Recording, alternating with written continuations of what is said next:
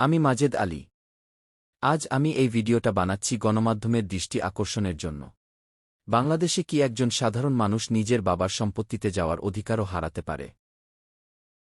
আমি অভিযোগ করছি তৌফিকুজ্জামান, যিনি সোনা মিয়া নামে পরিচিত, নিজেকে আওয়ামী লীগ যুবলীগের সভাপতি পরিচয় দিয়ে আমার বাবার সম্পত্তি জোরপূর্বক দখল করে ভোগ করছেন।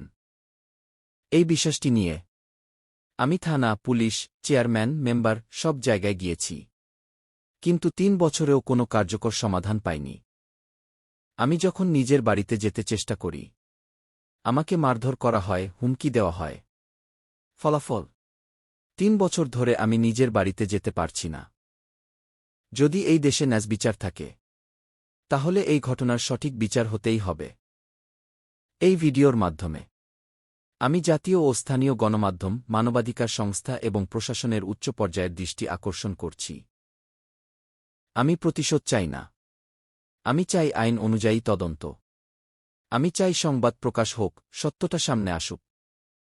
ভিডিওটা বেশি বেশি শেয়ার করা হোক।